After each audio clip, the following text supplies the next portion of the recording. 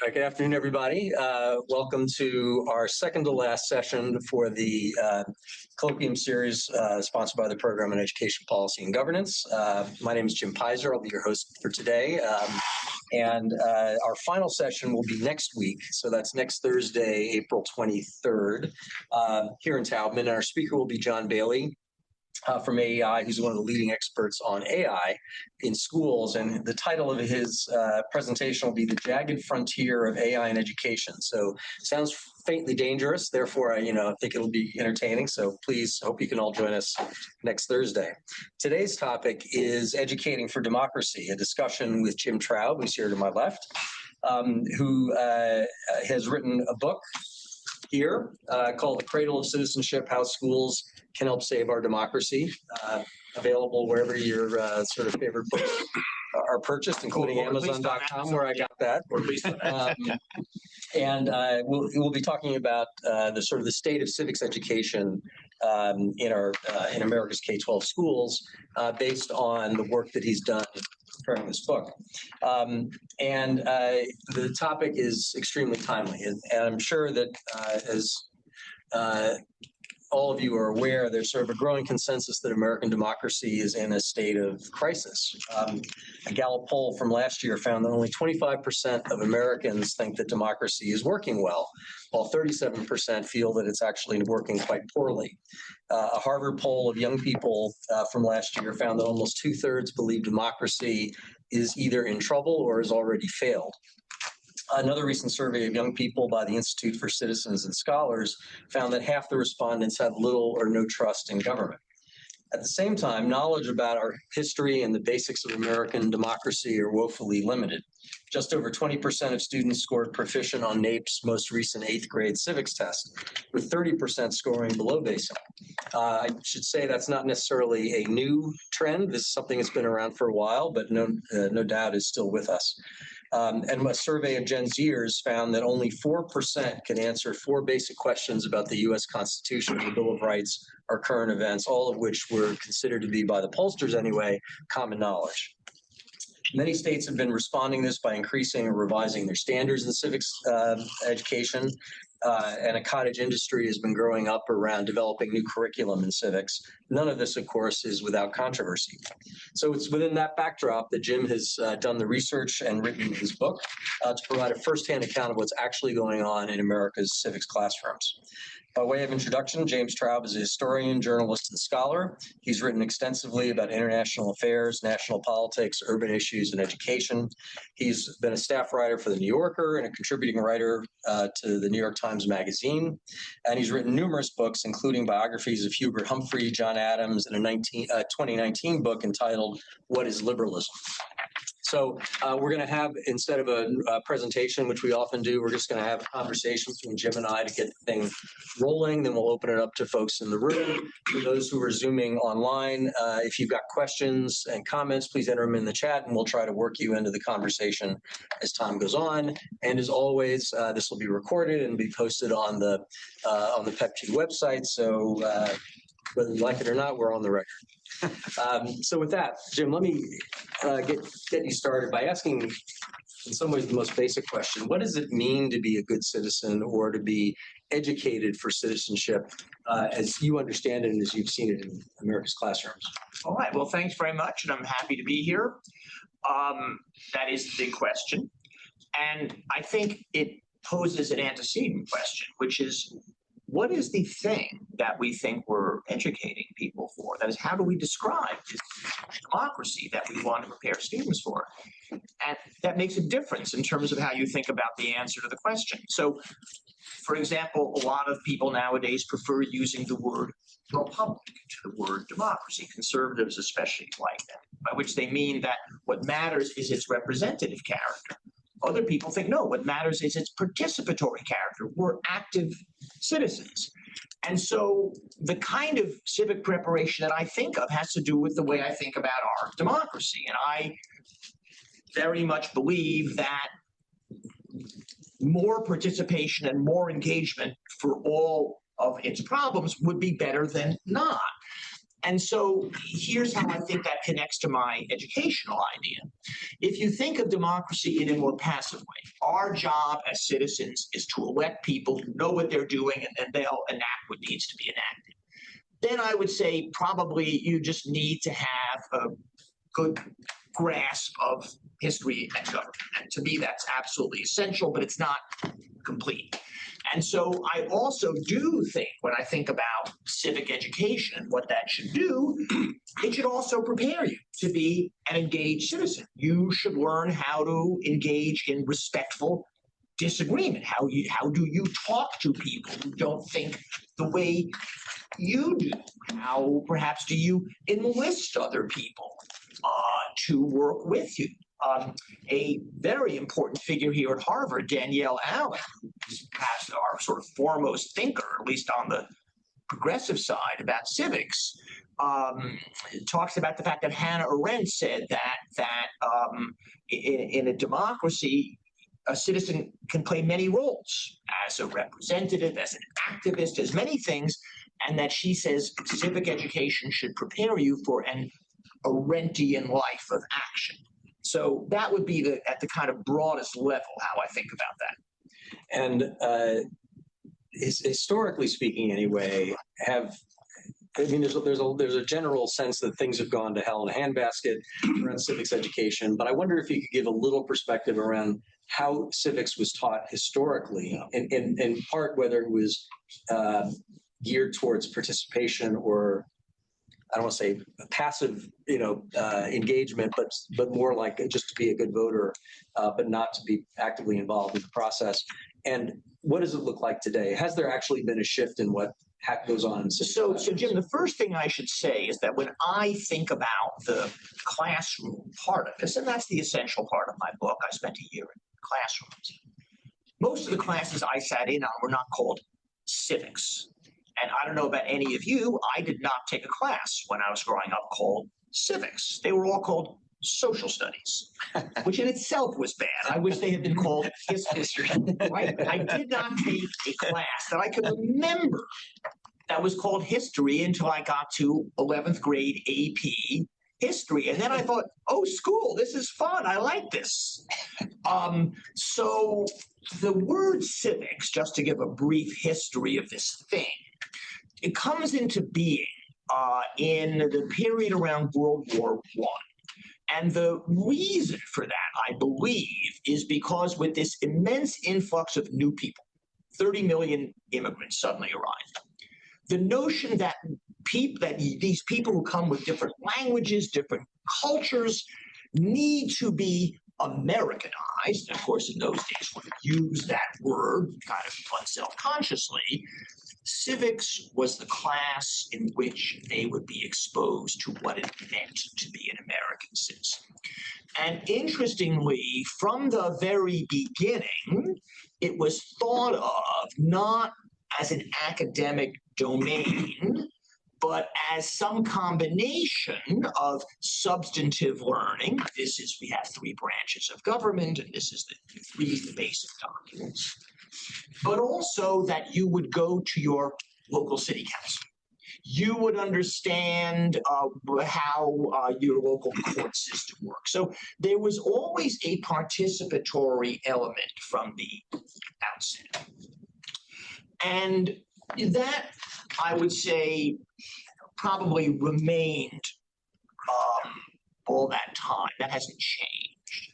And so when I think, were things better once upon a time? And are they worse now? The participatory element never went away, and I think is very congenial to schooling, the way people think about school now. The harder question is, what about knowledge? What about understanding? And so that's why I say I don't just think about civics classes, because to me, most of that understanding is conveyed through history classes, social studies classes. And so that's more where I express my concern. And indeed, this word social studies also grows up at the same moment. That's a more complicated history, but you don't really have a social studies class in school until the 1920s or so. So here's where I start kind of parting ways with American school tradition. And I am blaming social studies has a long history.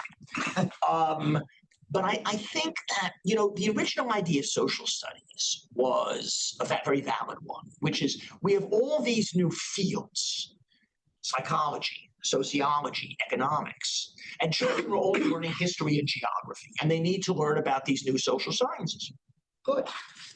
What tended to happen over time is that social studies became this kind of potpourri. That's how I think I learned it, insofar as I can remember this at all in school. It became this kind of bland blur of stuff. And you lost track of the chronological spine of historical teaching. And so I am a fuddy-duddy on this group. I'm a big believer in that stories matter, chronology matters, historical causality matters, and therefore the switch from history to social studies, and maybe even at one time the way civics maybe took up that space, was unfortunate. And it kind of conspired to reduce students' knowledge of stuff, of not only chronology but causality. You can't talk thoughtfully about the Civil War if you don't know what century it occurred in. And so that's a bad thing. And a fair question, which it is not so easy to answer, is, did we used to be good at this and now we're not? Is the reason things went to hell in a handbasket because once upon a time kids knew that the Civil War was fought between 1861 and 1865, and now they don't? What's the answer to that question? I'm not sure. I believe the way I infer this is that when I read the history of complaints by grandees like the historian Alan Nevins, this goes back to the 1940s, kids are so ignorant. The expectations of what they would know and the anger about what they didn't know implied a level of knowledge, like they could hardly tell you about the causes of the Spanish-American War. Well, I don't know how many kids now know that there was a Spanish-American War. So I do think, though I can't quantify it, that there was a greater belief that it was important to know our history, and it was important to know facts about stuff, not for themselves. Oh, bad teaching, that's what you say. You just got to memorize the facts. But because that's how you come to have thoughtful conversations about things. That thing did drop away, and that's a big theme in my book. So, and actually, I think even when I was in high school, I think even social studies started to get merged into humanities, and even broader, so what they bring sort of English and social studies together into a single course. Because I'm older than you, I didn't have that, but now that's very common. Yeah. It's very common. I see that in lots of schools, and to me, that's potentially a powerful thing. But so here's another like pet peeve of mine. In these new kinds of things, which are very common, where you do literature and history together, which I think, good, that's intellectual history. What happens is the chronology falls out. So I'm in a classroom and I'm saying, well, how come they're reading Death of a Salesman at the same time that they're reading the Declaration of Independence? And the answer is there's some theme. There's some theme. But no, that's not, you can't, if you want to understand Death of a Salesman in its historical context, then you need to know about that moment in the 1950s when Arthur Miller wrote it. And if you're reading the Constitution, then you need to be reading, I don't know, for example, the pamphlets, the Whig pamphlets that our founders were reading at the chronology matters. So you visited dozens. I can't say maybe that. No, I didn't. I visited a dozen. Let's say I didn't count. But well, you were in 7 states. Yeah, right? But I wasn't trying to see. I never claim. I hope that I have seen so many schools that I can tell you this is what schooling is like. I went to various schools for various reasons, so I did go to a bunch, but I don't want to exaggerate. Right. So my question is really not so much what's the sort of full picture of the landscape as much as what did you see that sort of gave you hope that there are some approaches to civics and history, let's say, that are really promising, productive, or producing kind of the kinds of outcomes that you would like to see? So I say a couple different kinds of things. So when I think about the sort of exercises that you do, because again, civics, because I do believe that it matters to become, that preparation for citizenship is not only a matter of book learning. And so here's an example of something that I thought was wonderful, not so easy to generalize though, but its underlying assumptions are interesting. So about 10 years ago or so, no, a little less than that, I'm sorry, because Hamilton isn't, Hamilton's 10 years old. So at around the time that Hamilton the play was beginning, the producer, Luis Manuel Miranda and the producer together, Lin-Manuel Miranda, reached this agreement with New York City Public Schools to do something together. And here's what they did. Wednesday matinees were going to be given over for very low ticket prices, I think $75 to New York City. Well, I'm sorry, you may laugh. No, I get it. You know, I went to Hamilton. I got what we're talking $400 seats here, okay? So they'd be given over to New York City public high schools. What would happen in the high school was the following thing. In your history class, or maybe your government class, you would have a section of the class, when presumably you were doing the founding, where students would be given access to the very large archive of online access to the very large archive of primary materials that is held by something called the Gilder Lehrman Institute, which is this very interesting organization in New York that does curriculum, professional development. They have these beautiful documents people can visit, but they're very involved with the schools now. And so the students would be given access to this material, and they would produce something of their own. They would produce a skit. They would produce a rap song. They would produce something, and they would perform it in front of the other students. And by doing that, you would then have the right to go to this play.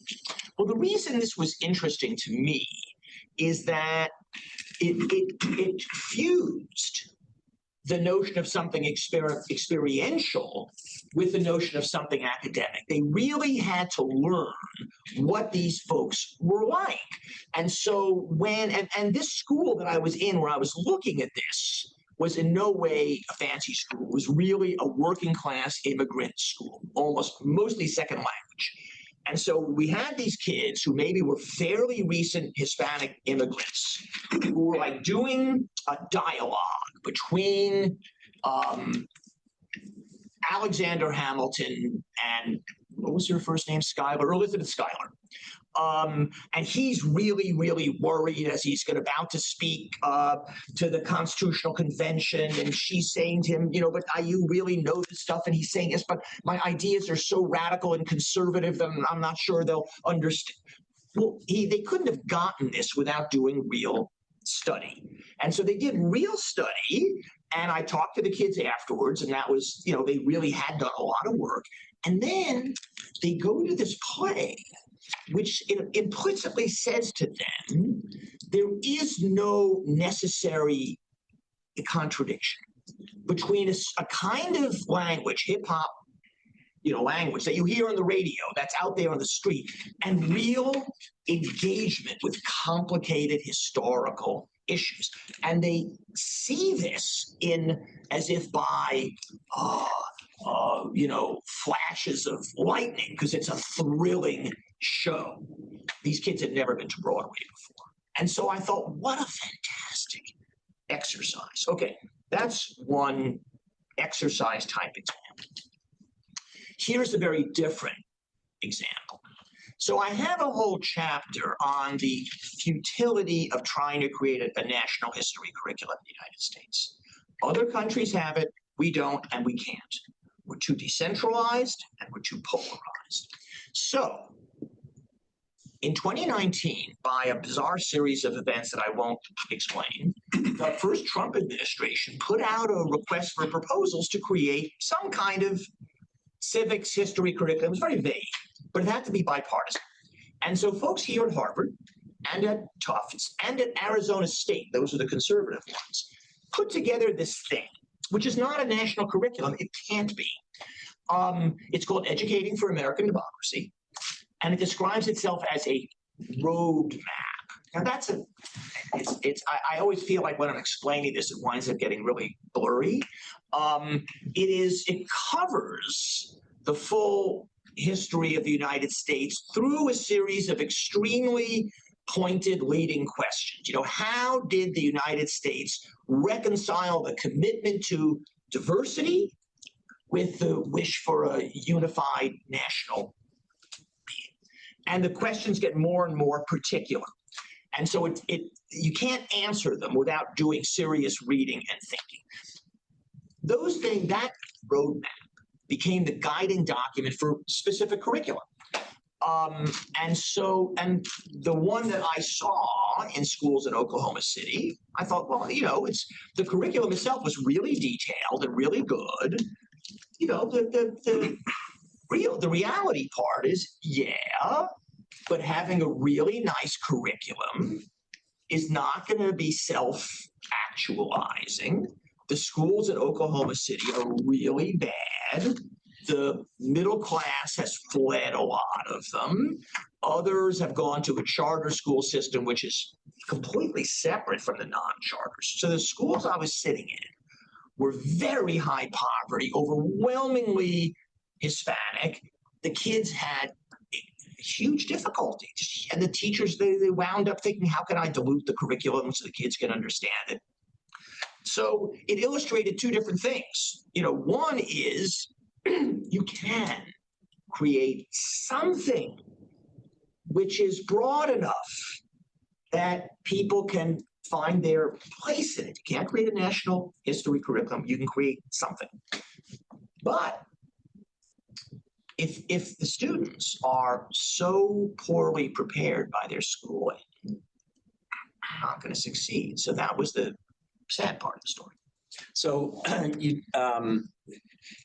there's sort of maybe two general approaches that people take, not just in this context, but in others as well. One is to try to build a curriculum or build experiences that are relevant to students, that are, so-called student-centered, or they may be inquiry-based, or maybe culturally responsive, but they're sort of starting with the student and then sort of building a curriculum or an educational experience from that. The other is starting with the curriculum or the content and trying to build an experience that will engage students in that. Yes.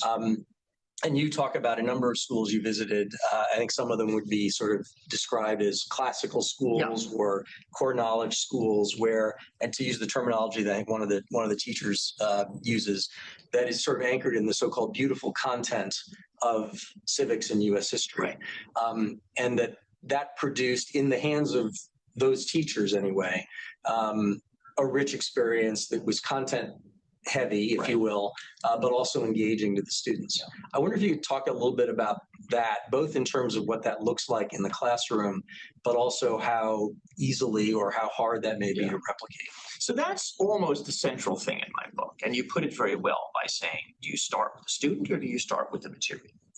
And start with a student is a very, very particularly American thing. And it really traces back to John Dewey. And Dewey, this idea of student-centered learning, which I'm sorry, putting it in air quotes makes it seem silly, but actually it comes from a very, very deep place. And Dewey looked at schooling as he knew it himself and said, this is just force feeding. It's taking this stuff called knowledge and jamming it down kids' throats.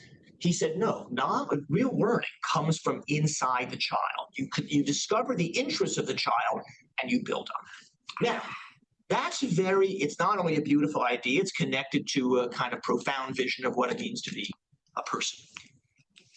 One of the things about the schools is that when beautiful ideas come down to the level of the individual school, they've somehow lost their beauty and become something else.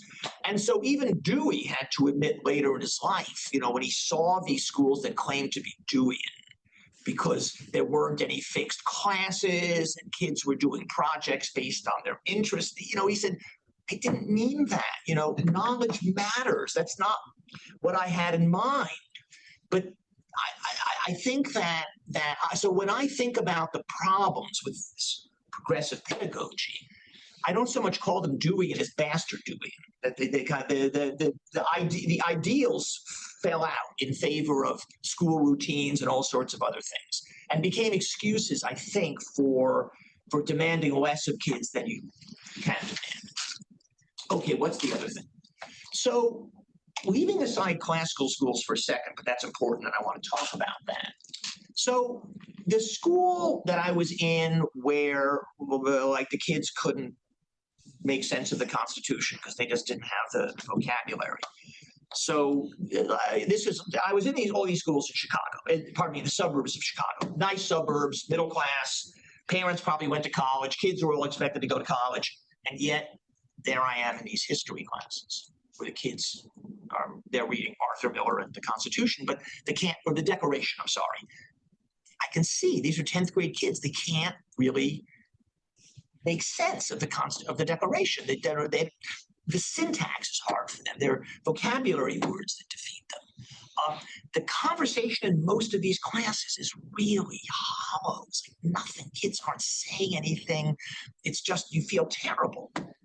Then I go into an AP class in the same school, and it's full of the blackboard is filled. They're talking about the age of exploration. And it's full of specific materials that the teacher is throwing questions at them. The kids are answering. And I thought, can it be that only 10% or 15% of the school is able to have this kind of education and the other 85% can't? How can that be? That's a terrible thought. Now, classical schools. In classical schools, which I'll describe in a second, 100% of the kids are expected to be reading books and thinking thoughts and having conversation. So apparently it can be. Okay, what's a classical school? These are public schools too. They're charter schools. They're public schools. We don't know about them here because they're mostly in the South.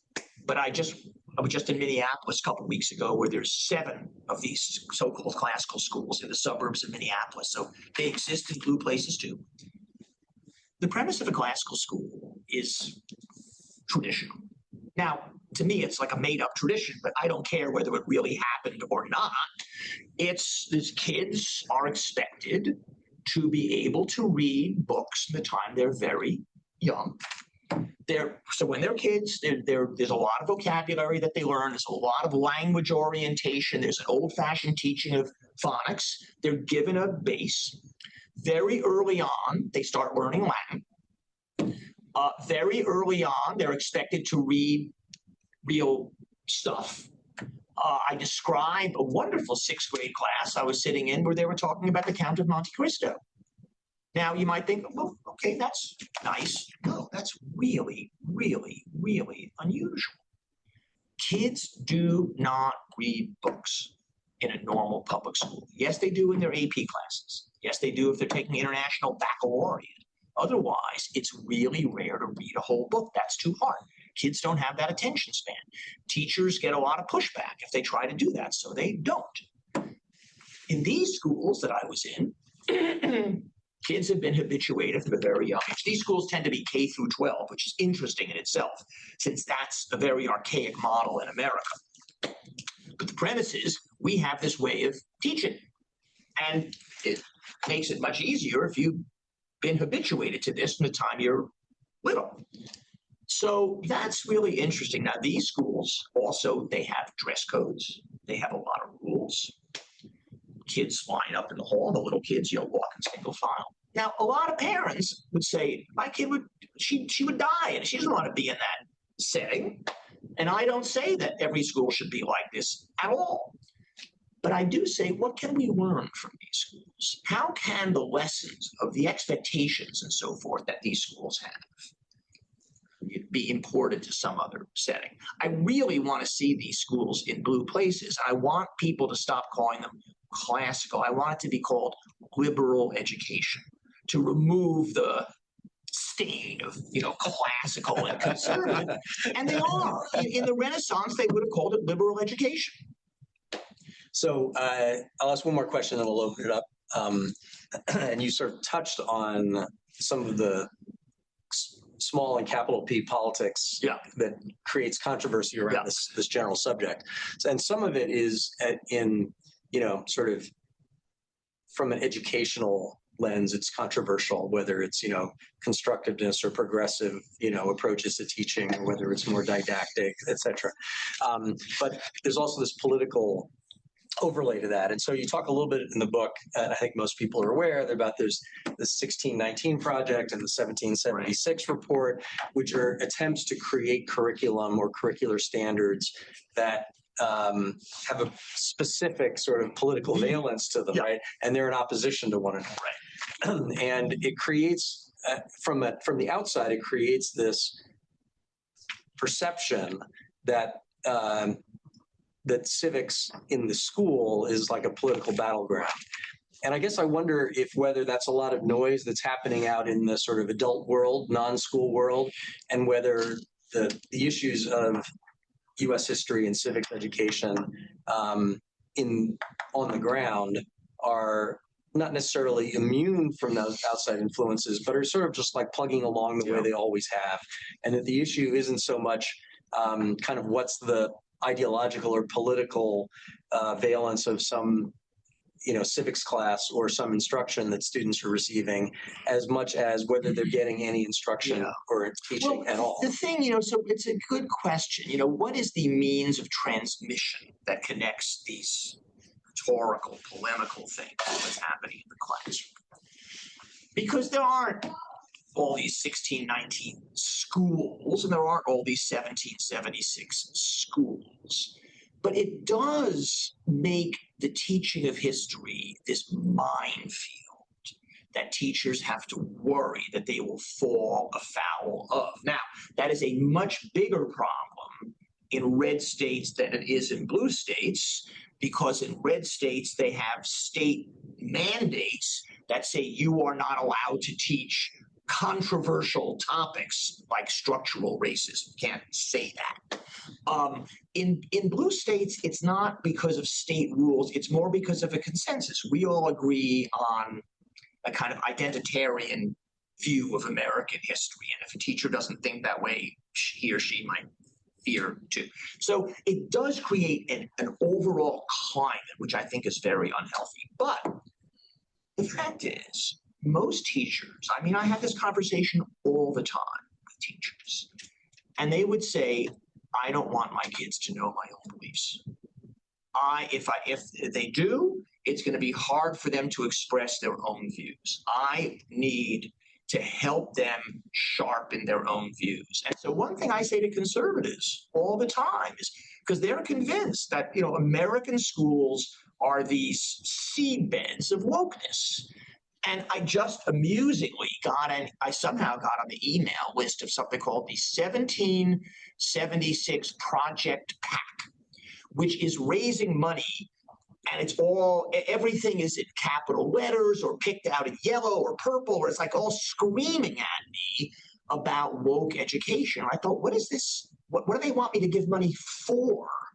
And only at the end did I discover that they're raising money to put conservatives on school boards, that they're saying, that school boards, of course, are, packed with wokesters. And so that's a terrible thing. And I'm happy to say I think it's receding, actually, thus the screaming email. The moment when they were pitched battles in every school board, which was, I think, kind of a post-pandemic thing, is diminished. I think to go to the kind of bottom line question, Jim, yes, in the end, if I had to choose between, am I more worried about what is taught, or am I more worried about how it is taught? The answer is the second. And it would be okay with me, I think, if I saw teachers teaching a version of American history that I personally did not accept if it were taught in a thoughtful and rigorous way. Great. Let me open up to folks in the room for any other further questions. Marty, you want to kick it off? Sure. So I'm interested in this question that you touched on early on, was there a golden age? And your idea of looking at the expectations in the past is an interesting one. We do have a little bit of data over the past few decades, suggesting that if you ask about time use in schools, instructional time in the elementary grades devoted to social studies went way down relative to reading and math in particular. So it's not obvious to me that there needs to be a zero-sum way of thinking about those subjects in the elementary grades, but that does seem to be something that's happened. Yeah. And then we do have, 8th grade NAEP scores for history and civics that did start declining around 2010 and were falling before the pandemic, continued to fall through the pandemic, but it's not obvious that the pandemic is the Think how driver. low they were in 1987 when we first got those scores. And so that's 40 years ago. Yeah. And kids didn't know when the Civil War was fought then either, and Diane Ravitch, Checker Finn wrote this book, what do our 17-year-olds know, which they said nothing. That was 40 years ago. Yeah. I guess I'm interested in your, and I haven't read the whole book yet, but it seems like you're focusing more on different approaches to civics instruction, but a little less on whether it's happening at all. That's well, so I'm not. My chief concern is not how many hours in the week are being devoted to something which could broadly be called civics instruction, in part because my definition of civics instruction is not connected to the word civics. Yeah. It's connected to history and government and everything which I think forms that body of knowledge. And there is an argument, which I think is what you were suggesting, that the relentless focus on basic skills created a zero-sum relationship between skills mastery and content knowledge, because all the other content-related things, science, history, literature, gave way before this kind of emergency focus. Our kids are not learning skills.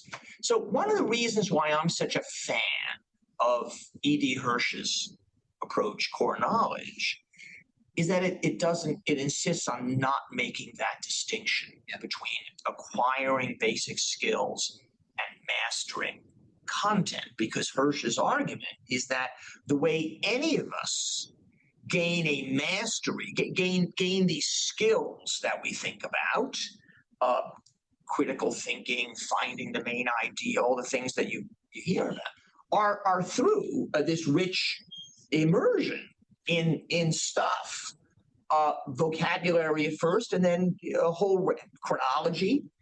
And so, I wish that was more widely adopted. And I think where it has been, kids have clearly done better because you don't have this impossible tension between skills and content knowledge. Let me ask you one maybe separate question, not a follow-up question.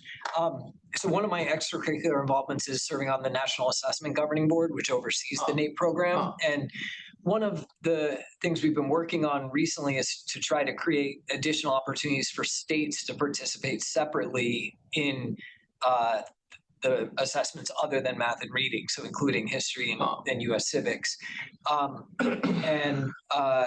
That opportunity is likely to come along in the next couple of years. Do you think it would be useful or potentially even a game changer in terms of attention to these issues to have civics outcome data state by state rather than nationally, in a way that state policymakers, governors could be interested? You're probably asking a thing that I'm not competent to answer. The only thing I would say is that, as we all know, unless something gets tested, it doesn't get taught. Maybe that shouldn't be the case, but it is the case. And so the relentless focus on skills acquisition is also connected to the relentless testing of basic literacy and numeracy. And it becomes so a test.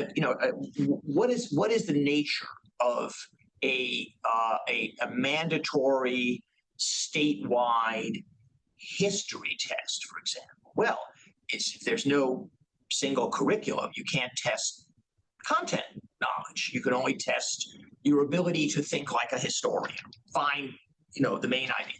So that's a problem. So I do think that these things need to be tested in a more systematic way. I don't have a good answer to how you would test them in a way that would actually, test for what I would like to see tested for.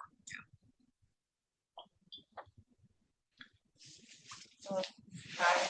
I'm wondering about the influence of digital technology and social media, considering that, students are now digital natives. They've grown up with, iPads, with access to social media, to now AI, and how does that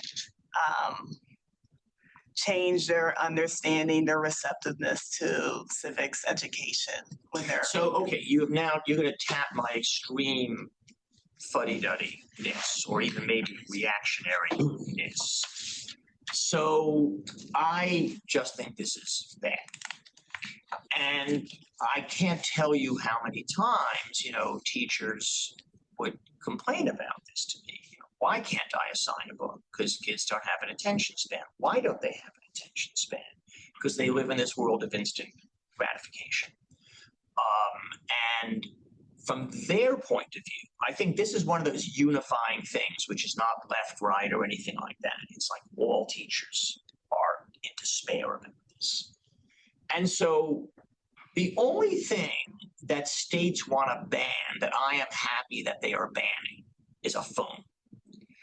And so, and when I talk to kids about this, they would say, well, what if I have to call my parents? And I say, well, you will be shocked to learn that until quite recently in history, people didn't have a means to call their parents on their own person, so they would go to the nurses. She had a phone, So I'm very in favor of banning phones.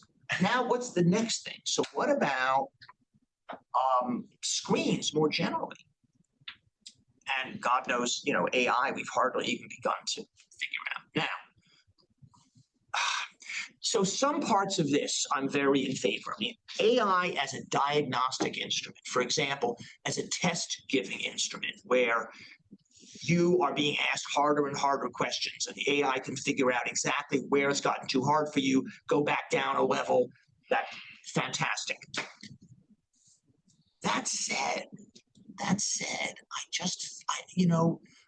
so these classical schools that I go to, well, no, let me say something before that.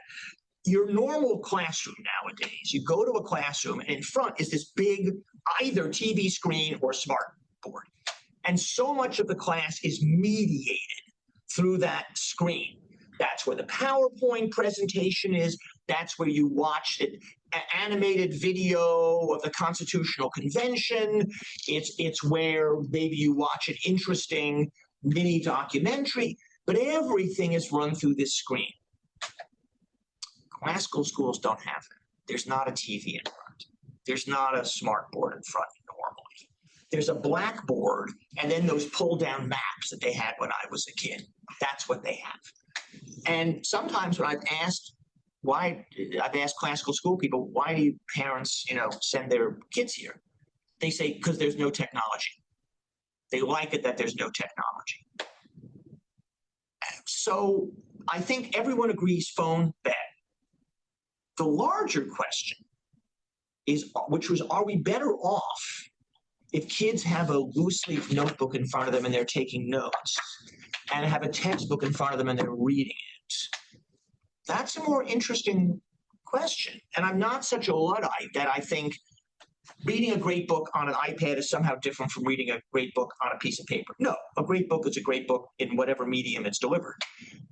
But I'm just broadly skeptical about the kind of net cognitive value of a screen-centric world.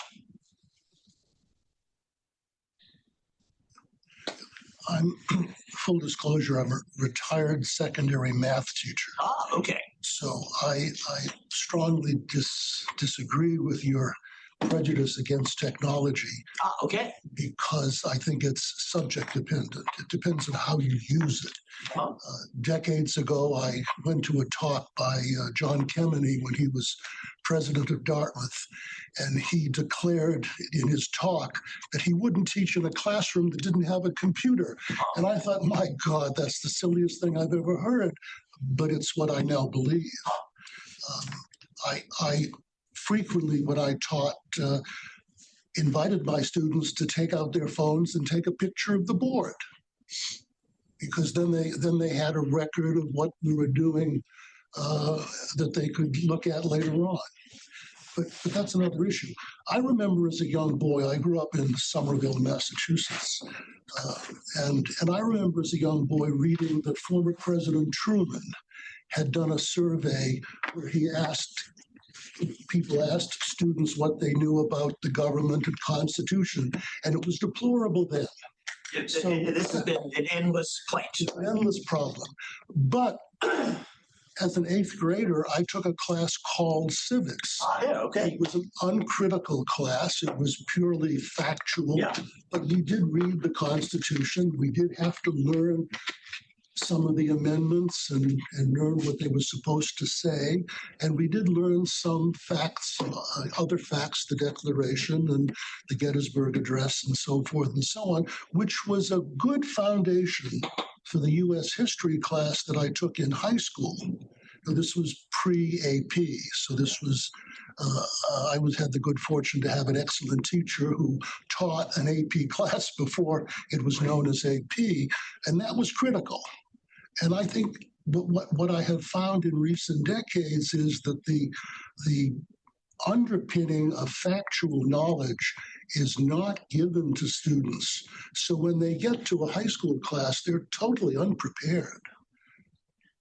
But so so when I say something like what you just said, one answer is, yes, but just learning one fact on top of another is not going to stick with anybody. Of course not. Well, so I think, so people have this polarity in their heads.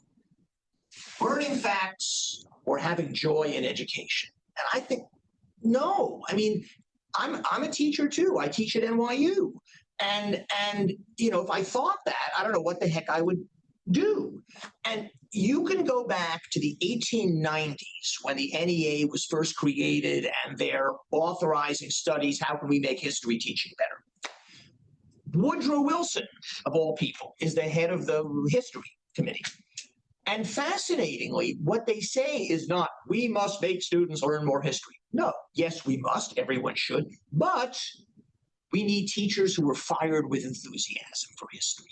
And they say something like, memorizing all the dates of something is like being able to say what you had for dinner for the last 30 nights, right? That's actually funny.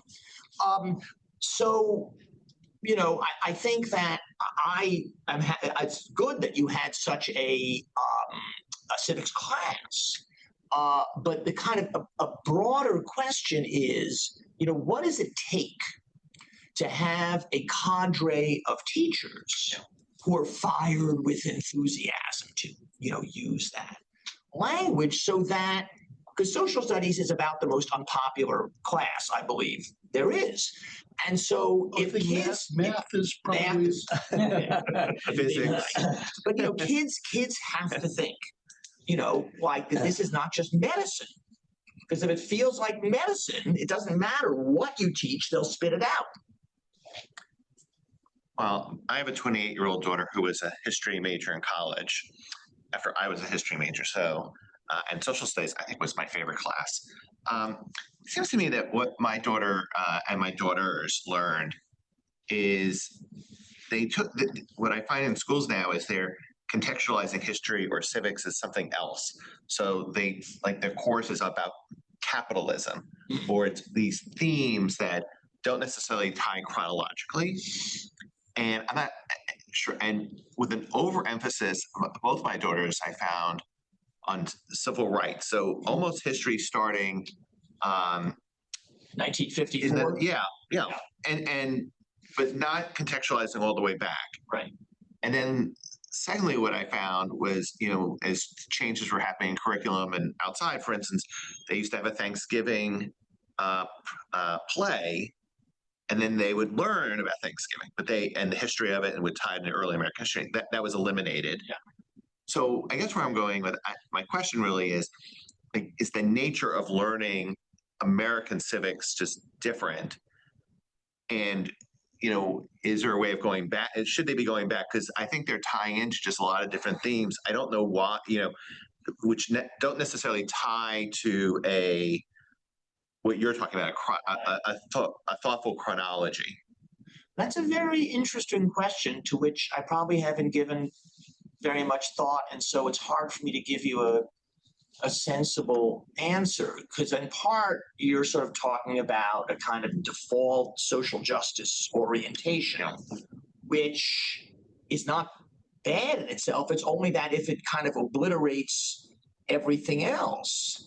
And maybe underneath that is what a historian would call presentism. That is, stuff that happened in the past only matters because it sheds light on today, that's my argument with the 1619 project, that in a way it's a work of history designed to explain why things are the way they are today. Right. And so that to me shows a lack of respect for history as such.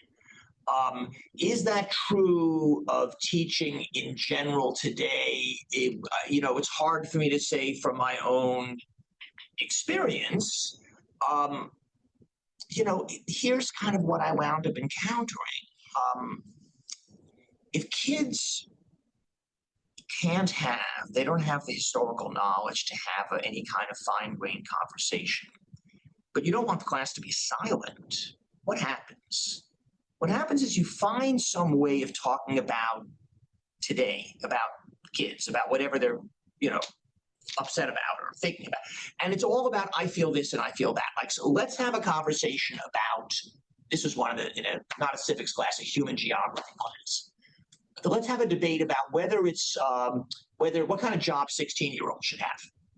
And okay, that's maybe a valid subject, but it just becomes, I do this and my friend does that. And, hey, we're having a conversation, we're having a debate. But about what? Where is it getting us? There's a lot of that I found in school. That was just disheartening. Can I ask one quick follow-up?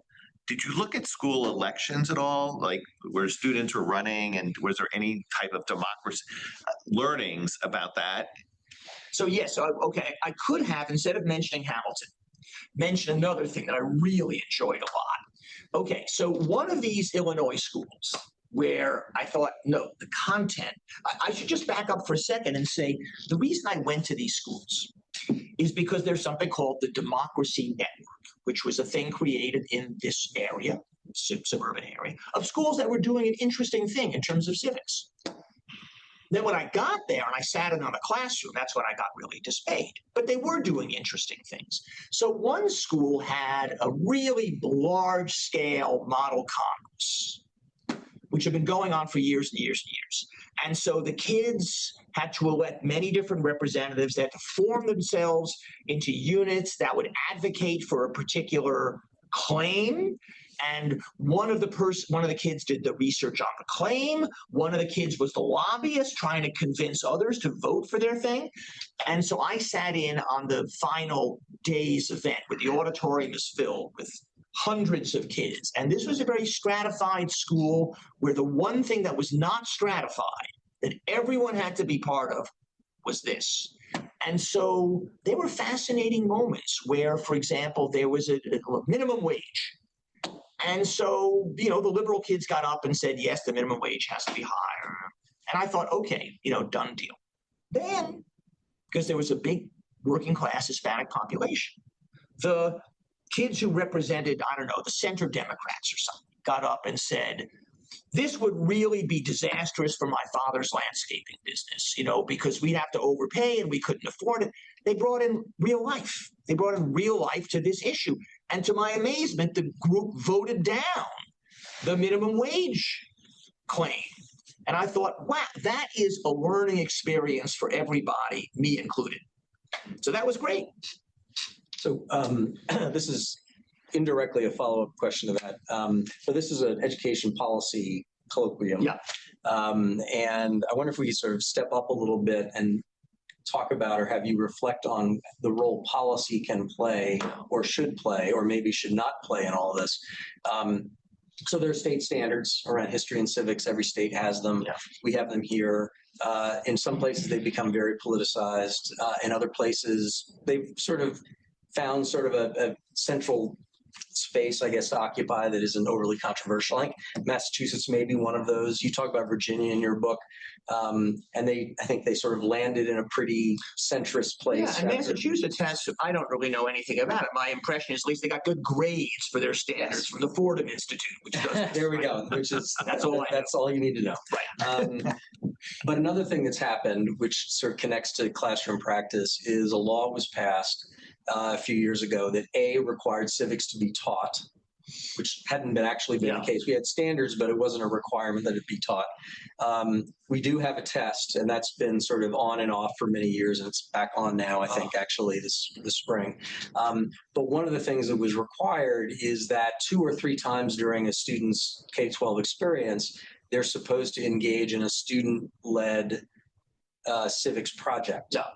And this is sort of related to sort of action civics, as it's called. But in this case, so you can talk a little about what you may think about action civics and civics projects, but the state has adopted through statute and through regulation and through policy some requirements and expectations. And I guess the question is, does any of that really matter? Does it really get down to the level of practice? Is it likely to produce more unintended consequences than positive outcomes? Any sort of thoughts? Well, so I know here in Massachusetts, Daniel Allen created this thing called the Democracy Knowledge Project, which was provoked in part by the passage of that state law.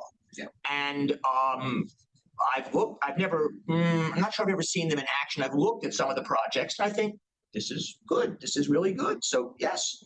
But as a general rule, I often had the conversation where I would say to a teacher after sitting through a class, I'd say, well, I know the state standards say this and that. And is that why you were doing this and that? The teacher would say, I have no idea what's in the state standards.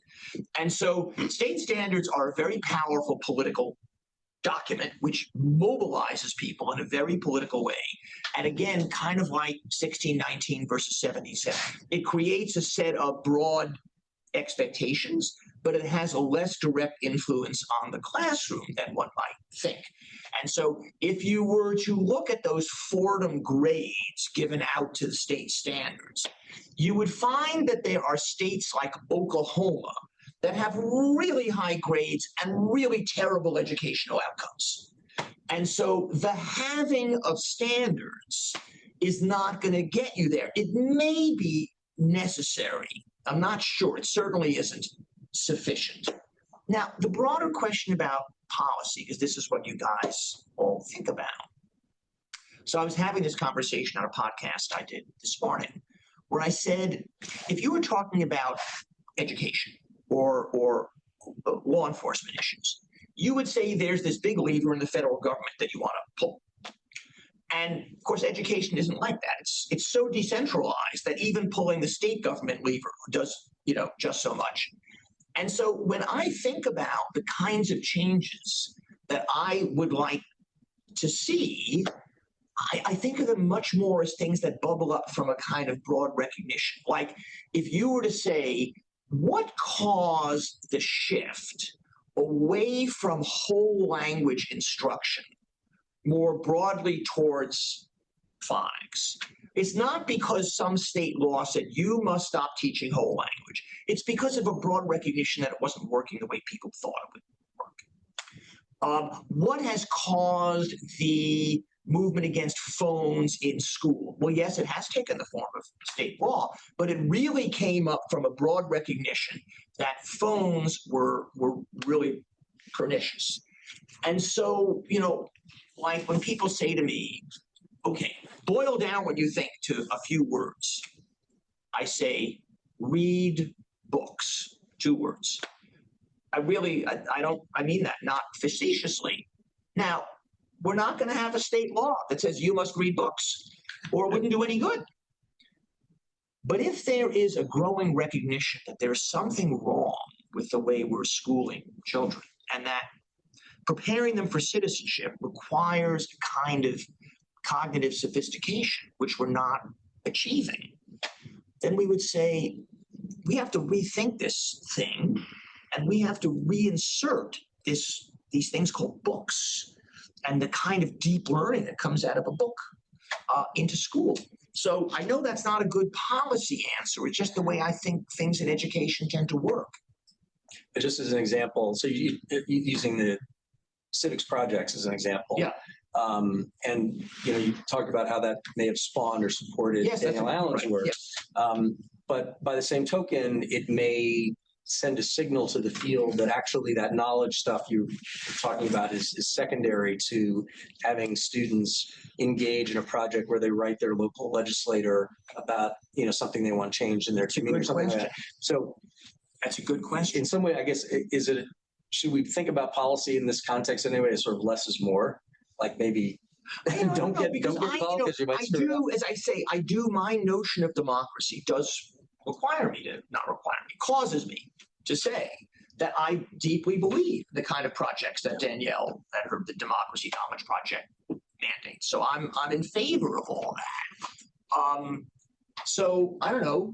Have projects and read books. How about that? I'll amend my thing. Have good books. So the action civics, this word action civics, was invented by right-wing people who their view is that civics projects are a euphemism for inculcating left-wing ideology in unsuspecting students. And I've read a million of these reports.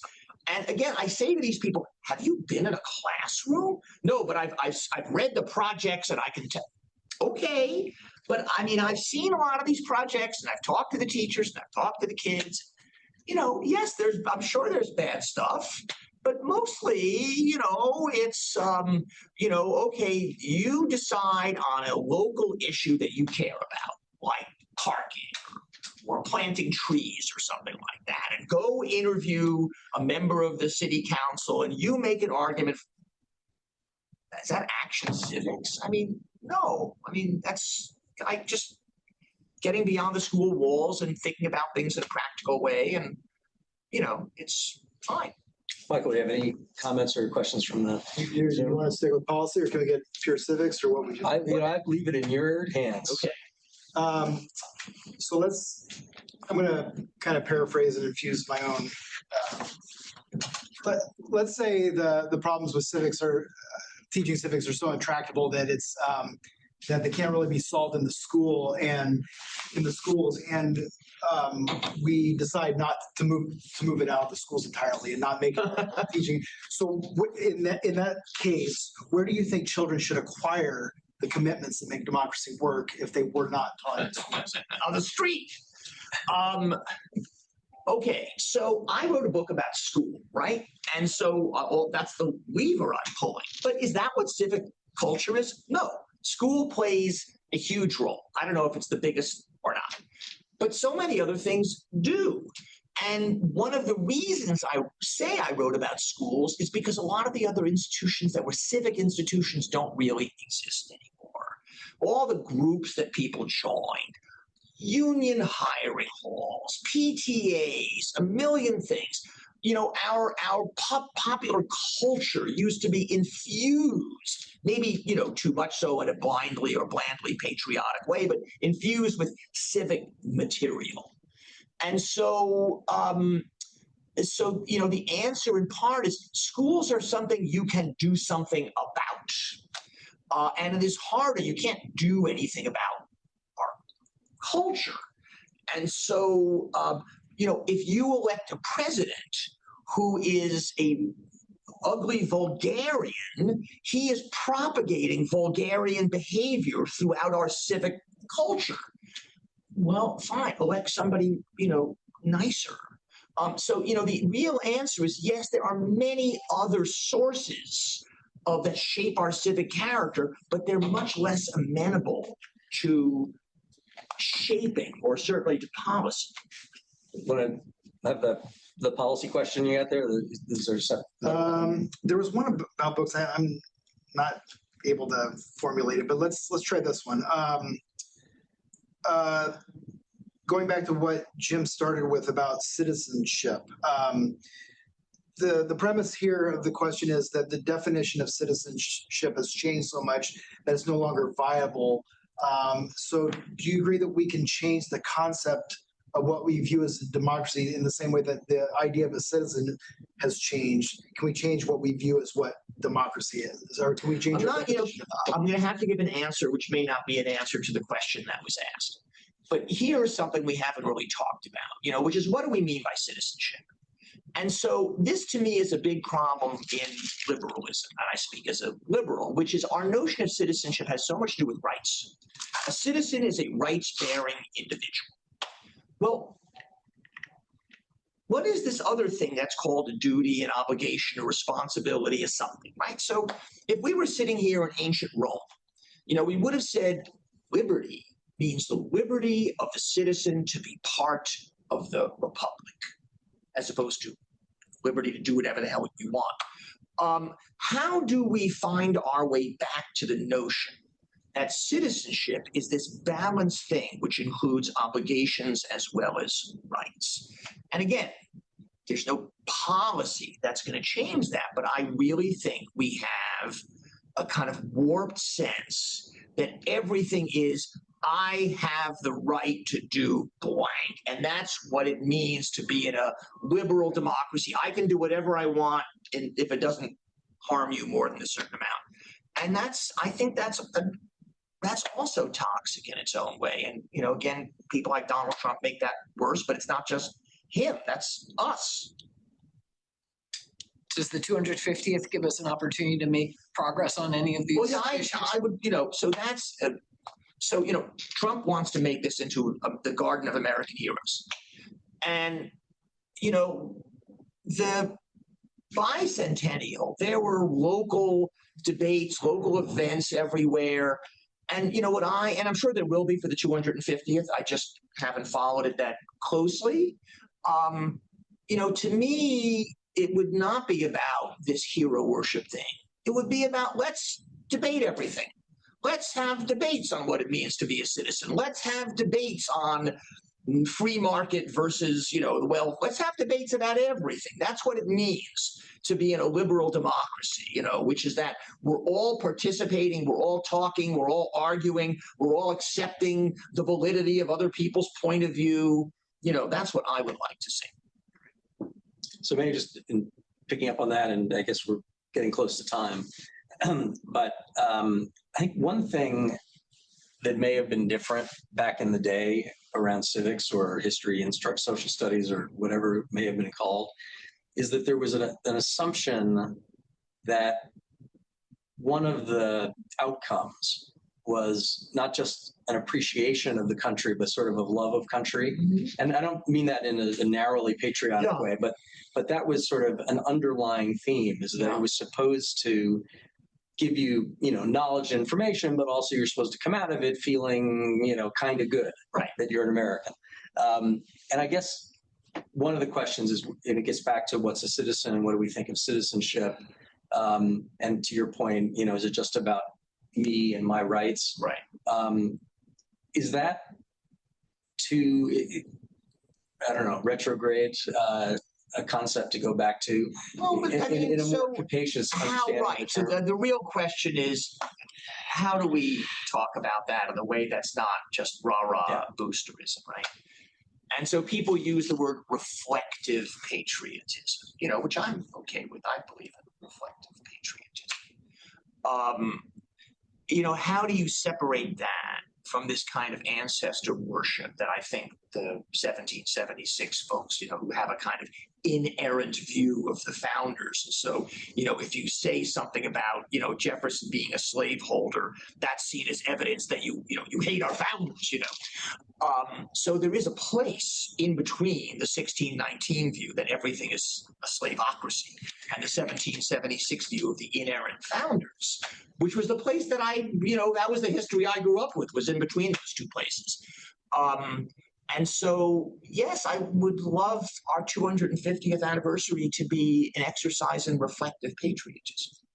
I'll just say, if you look at public opinion data and actually surveys of teachers as well, my interpretation is that there's an 80% for that type of Yeah, I think approach. that's true. I think that's true. And so that would be the moment to seize that, or the place to seize it. That's where most people are. Which gets to Great this thing. teachers, but do great teachers go into teaching history? I mean, I think what was commented before was, and I found it when I had a great teacher, I had great teachers of history, and it just inspired me. Do the best of the brightest, and going into teaching is history a place they go. Well, so we're coming to the end, but this is a big subject, which is, so I was just on this podcast this morning where I was saying, okay, what could we do? I said, if we paid teachers a lot more, but then made much more demands, like you have to have a master's in your subject. If you want to get a master's in education, fine, but that's not our goal. You have to become knowledgeable about the subject. And so that way it would both select out for better people because we'd be paying better, and it would require them to have the kind of knowledge that would make them, on fire with enthusiasm for their subject.